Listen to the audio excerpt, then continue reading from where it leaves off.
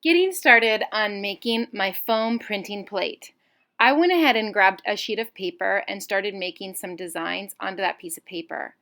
I like trying it with pencil first because if I make any mistakes or want to make any changes on this piece of paper, that's when I can do that. So draw out the designs, the plan of what you would like to use for your printmaking assignment.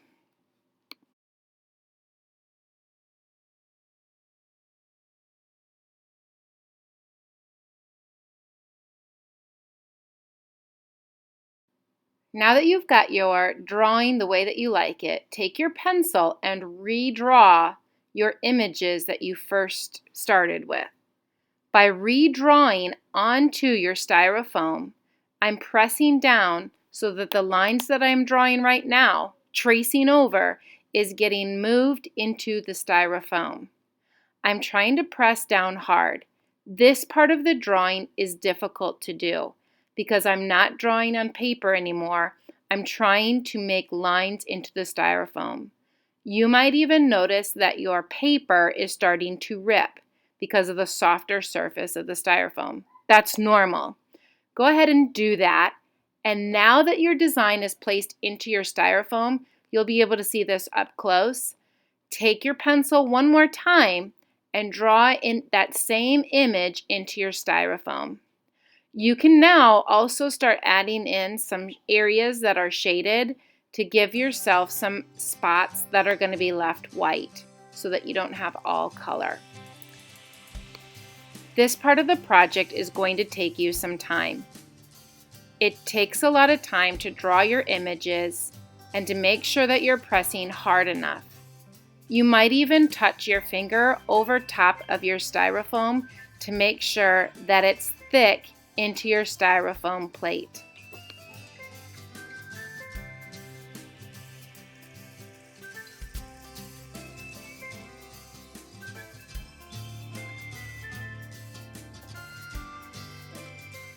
Now that your design is into your styrofoam, grab some washable markers and start placing your markers onto your styrofoam.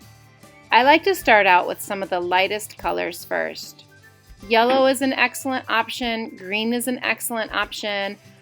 Your yellow might be a really great color to start with because it's such a light color and you can always put darker colors on top of it. So when I put my colors on right now, I'm going through quite a few different layers because I can always add darker colors on top. So that might be a quick tip that might help you as you begin this project. The other thing that I'm trying to do is apply lots of color so that there's little to no white. Whenever I'm doing my styrofoam, whatever's left white, you're not going to be able to see it because it's on white paper. So in this project, I encourage you and highly recommend that you put lots of color and completely fill it. The other thing that you might notice is that my fingers are barely touching the styrofoam.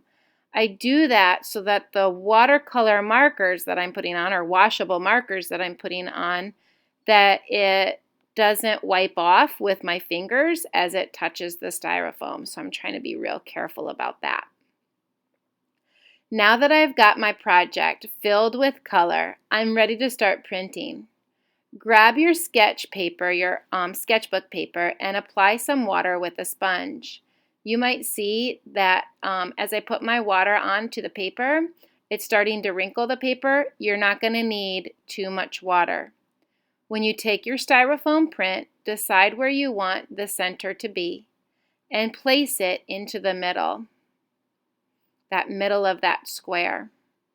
Rub on the back, and there you've made your first print.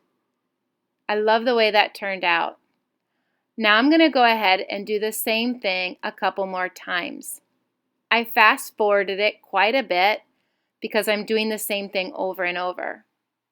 The second, third, and fourth prints that I'm creating are using less water. I noticed that my first one had tons of water on it, and so in my next ones, I tried to slow it down and use less water, so you can see the difference in those prints.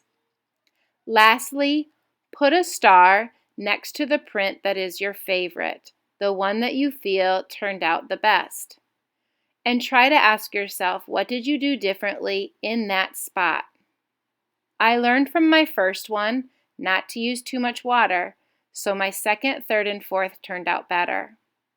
Thanks for watching and happy art making!